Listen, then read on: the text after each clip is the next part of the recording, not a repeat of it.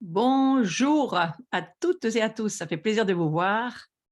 En ce jeudi 8 septembre, eh bien, nous allons reprendre nos cours sur la gloire de Dieu et je souhaite que chacun puisse vraiment se remettre dans le bain parce que je vois que c'est un petit peu compliqué de retrouver certaines connexions, mais nous sommes là, c'est l'essentiel et nous démarrons directement sur le sujet. Donc, je vais faire quelques petits rappels, histoire de, voilà, de revoir certaines choses ensemble et on va directement regarder ce PowerPoint qui va nous ramener certains souvenirs par rapport au cours précédent. Ce que j'aimerais d'abord dire, c'est que la gloire de Dieu, c'est une réalité qui appartient au monde de l'invisible. Et comme hier soir, pour ceux qui ont suivi, nous étions avec Carlos dans une rencontre où on a essayé un petit peu de parler du visible, de l'invisible, de l'importance de croire dans ce monde invisible qui est bien plus réel que le monde visible. Alors, on va certainement continuer à réfléchir sur le sujet.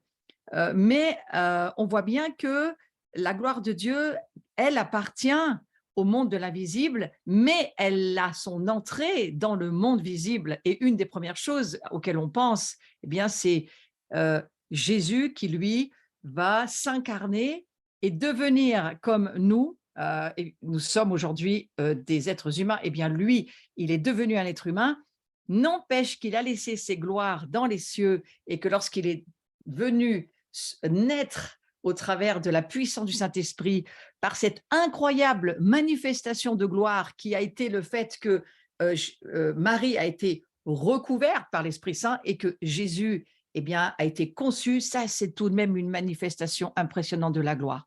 Alors, la gloire de Dieu, c'est la connaissance de la gloire de Dieu. Elle appartient au royaume des mystères de Dieu. Et on peut se dire une chose, c'est que si on parle de mystère, alors on va parler d'envie de recevoir la révélation des mystères, c'est-à-dire que les mystères ne soient plus des mystères, mais qu'ils deviennent des révélations. Et je crois que c'est ce dont il s'agit. Dieu, lui, il est intéressé à ce qu'on le cherche et à ce que les mystères cachés dans son propre Fils, on puisse les découvrir, en recevoir la révélation.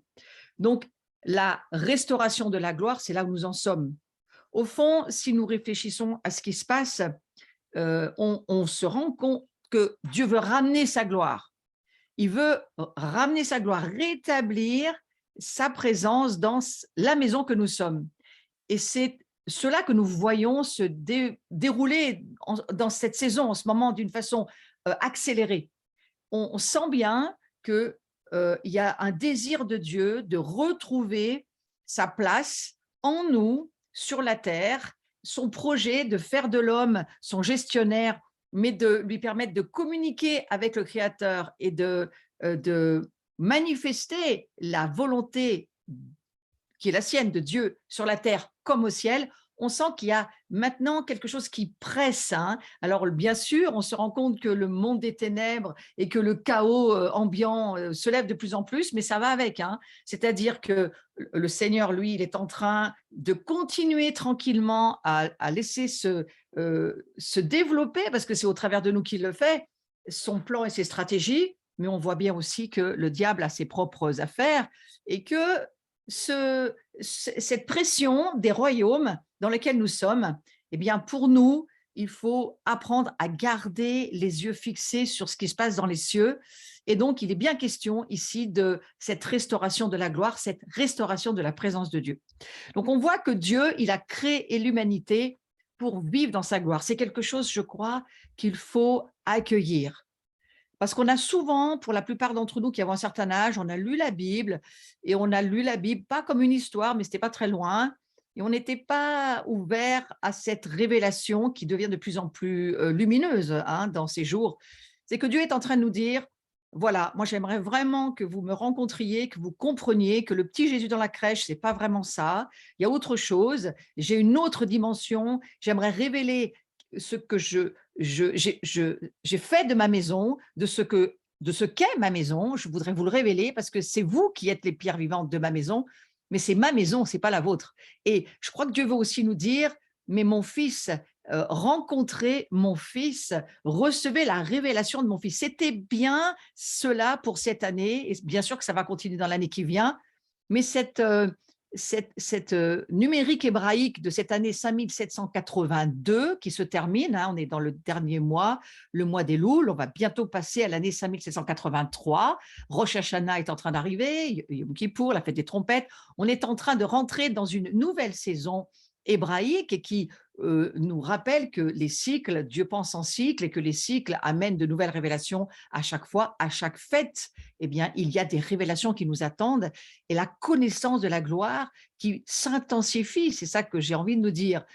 Mais n'empêche que aujourd'hui, on doit saisir que Dieu est en train de restaurer sa maison, restaurer son peuple, restaurer ce qu'il a décidé de faire depuis toujours. Et il n'a jamais changé d'avis. Il revient, son fils reviendra sur la terre d'Israël, il reviendra mettre ses pieds sur les monts des Oliviers, il y aura un retour du Messie qui s'approche de plus en plus, nous devons en être conscients, mais nous devons aussi être conscients que pour pouvoir accueillir le Messie, pour être cette maison dans laquelle Jésus revient, il est déjà là, mais il n'est pas encore totalement là quand on parle du royaume de Dieu établi sur la terre. Alors, cet âge qui arrive, eh bien, il faut nous y préparer. Donc, nous sommes créés, l'humanité est créée pour vivre dans la gloire de Dieu. Je vais le dire autrement, nous sommes créés pour vivre dans la présence de Dieu. Nous sommes bénis, heureux, comme un poisson serait dans l'eau ou comme un oiseau dans les airs. Lorsque la gloire est là, nous pouvons vivre. Lorsque la gloire n'est plus là, ou lorsqu'elle disparaît, ou lorsqu'elle elle n'est plus la bienvenue, on commence à sentir la chaleur de l'enfer, de la division, de la haine. Et dans ce monde, eh bien, il y a cette dimension à la fois de ceux qui ne connaissent pas Dieu et qui ne sont pas au bénéfice de la gloire. Mais nous sommes là pour amener justement là où nous vivons. Et nous portons cette gloire et nous pouvons la libérer là où nous sommes. Et puis, il y a, bien entendu, je le crois, des endroits très spécifiques que Dieu a choisis. Moi, je le vois comme ça, c'est mon opinion, ce n'est pas obligé d'être la vôtre, mais je crois qu'il y a des endroits spécifiques que Dieu a choisis, des œuvres qu'il a préparées d'avance, un petit peu comme des bulles, si vous voulez, où là, la gloire est forte, s'intensifie parce que les chrétiens se mettent ensemble, parce qu'ils ont activé les clés, ils sont en train de comprendre. Il y a certaines clés qui font particulièrement plus venir la gloire parce qu'elles ouvrent des portes, ces clés. Par exemple, la communion fraternelle, par exemple, la compréhension de l'alignement avec Israël. Ces deux clés sont extrêmement importantes pour que la gloire puisse descendre. Mais ce qui fait venir la gloire, plus que tout, c'est des cœurs qui aiment Dieu tous ensemble et qui s'aiment les uns les autres. Ça, c'est vraiment la clé qui fait, qui attire Dieu, hein, même, et qui fait qu'il nous rejoint. Je crois que c'est le désir de Dieu, ramener sa gloire dans sa maison et que le monde puisse voir que nous sommes sa maison et que nous portons sa gloire et que lui, il va pouvoir, enfin, parce que c'est ce qu'il attend, faire ce qu'il a envie de faire et pas ce que forcément les hommes veulent ou disent que Dieu veut faire, qui n'est pas toujours dans sa volonté. Donc la présence de Dieu, c'est un don pour l'humanité et c'est l'héritage de chaque enfant de Dieu. Nous devons accueillir cette pensée. La présence de Dieu, c'est un don. Dieu, il s'est offert, il s'est donné. Il nous a, comme le dit le livre des Éphésiens, il nous a choisis, il nous a prédestinés, il nous a appelés, adoptés. C'est dans son cœur. Mais encore faut-il que l'homme réponde. Et c'est aussi à l'homme de dire oui, je le veux, ce mariage dont il est question. Mais cette présence de Dieu, c'est un don pour l'humanité et c'est l'héritage pour chacun d'entre nous. Donc la gloire de Dieu, elle était l'environnement originel dans lequel vivait l'humanité. Pensez à ça, tout ce qui a été créé avant la chute, ce qu'on appelle le jardin d'Éden, eh bien, c'était l'atmosphère dans laquelle l'humanité vivait dans une parfaite harmonie, l'air d'en haut, l'air d'en bas, la présence de Dieu librement en connexion avec Adam et Ève et cette humanité qui apprenait à vivre dans cette atmosphère de gloire. C'était vraiment cette manière-là dont les choses se passaient. Et puis, c'était uniquement dans ce cadre-là que Dieu s'est révélé à l'humanité. Il lui faut, à lui aussi, au Seigneur, cette atmosphère, de sa présence. Il y a des endroits où Dieu ne peut pas aller parce que l'atmosphère repousse. La sainteté, elle ne peut pas s'installer n'importe où. Alors à la fois Dieu est amour, c'est vrai, mais à la fois aussi il est saint. Et c'est sa sainteté qui a amené et appelé à une solution lorsqu'il y a eu la chute. Alors l'œuvre rédemptrice de Jésus, grâce à lui, sa gloire est en nous. Oui, oui, grâce à l'œuvre de Jésus. Justement, Jésus, il est la clé, il est celui qui est la porte, il a ouvert l'accès, une nouvelle route a été ouverte, c'est ce que nous dit le livre des Hébreux. Et grâce à Jésus, grâce à cette pensée impressionnante de Dieu, cet incroyable amour s'est offert pour nous pour que nous puissions vivre de nouveau la gloire de Dieu sur nous, autour de nous, en nous. Sa gloire ne se manifeste pas partout, j'en ai parlé juste précédemment. Dieu se révèle là où il est adoré en esprit en vérité. Ça, c'était un petit résumé des cours précédents. Et là où Dieu est continuellement honoré et révélé. Il y a des lieux, il y a une atmosphère particulière. Vous savez, la Bible dit que Dieu siège au milieu des louanges de son peuple. Lorsque nous parlons et que nous louons Dieu, que nous l'adorons, que nos cœurs l'attirent par l'amour que nous avons pour lui, plus nous sommes ensemble dans cette communion-là avec lui et avec les autres, plus Dieu vient. Donc, sans une révélation constante de la gloire de Dieu, nous risquons de redevenir des vieilles outres. Moi, c'est un petit peu la réflexion que je me fais. Ne soyons pas, faisons attention à ne pas devenir des vieilles outres, c'est-à-dire on va dire des contenants. Hein, nos vies sont là pour porter la gloire, mais vous savez, les outres, si elles sont trop vieilles, elles n'ont pas fait ce travail d'être passées à l'huile, de rester souples, malléables, accommodantes. Si nos vies n'apprennent pas à rester comme une nouvelle outre, on va dire docile, il y a un moment donné, on ne peut plus s'en servir parce qu'elles vont craqueler de dureté. Ne devenons pas durs. Ouais. Donc, pour entrer dans la gloire de Dieu, nous devons avoir la révélation et pour ce faire, comprendre la relation entre la foi et la gloire. Ça va être l'objet de mon cours pendant un certain nombre de semaines. Il y a une relation extrêmement importante entre la foi, l'onction et la gloire. Et la foi, l'onction et la gloire sont extrêmement liées les unes aux autres. Et si nous comprenons la foi et l'onction, nous allons beaucoup mieux comprendre ce qu'est la gloire. Donc, à travers l'adoration, Dieu se révèle et il manifeste sa gloire ou sa présence. Et pour comprendre la gloire, eh bien, il nous faudra vivre des expériences surnaturelles avec Dieu. Et c'est bien l'endroit le meilleur que le moment où nous adorons Dieu et où lui, il vient et alors il se révèle. C'est la révélation qui fait avancer le poids de gloire qui est en nous. La présence de Dieu, c'est une expérience avec le Tout-Puissant. C'est pas le tout de savoir des versets, de lire la Bible. On peut lire la Bible comme un livre et qu'elle ne produise rien. Mais si nous sommes en relation avec l'Esprit Saint et que la parole devient vivante et qu'elle nous ouvre des portails de révélation dans lesquels nous pouvons rentrer dans l'invisible et alors vivre l'expérience de l'amour, de la joie, de la paix, toutes ces manifestations de gloire demandent à être expérimentées.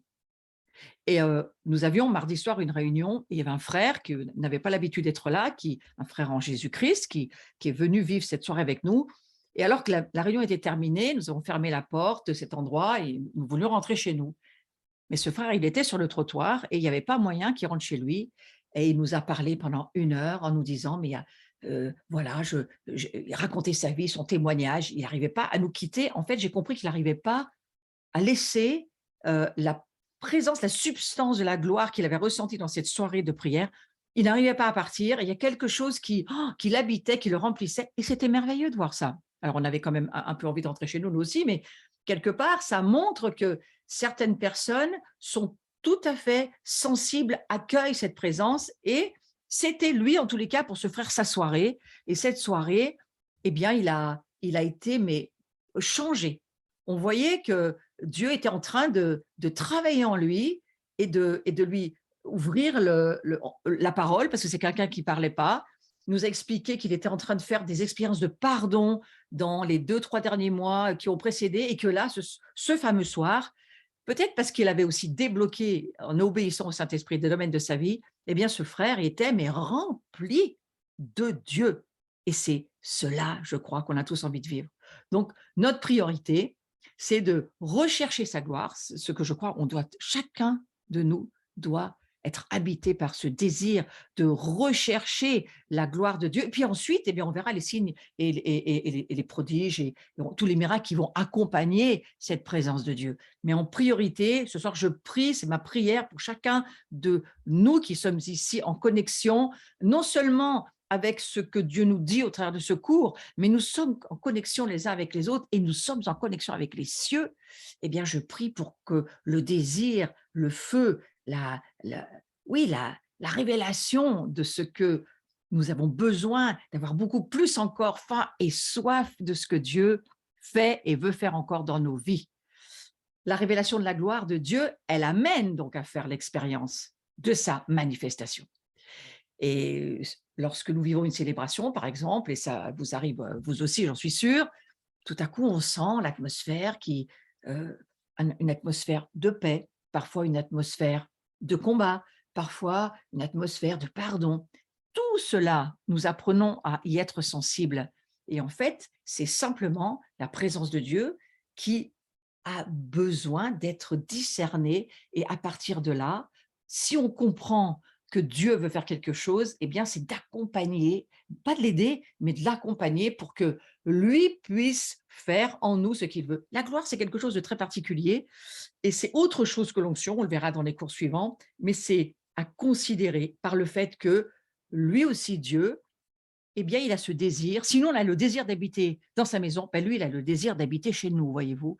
Et il a le désir aussi d'habiter dans son église. Donc, c'est important de nous le rappeler.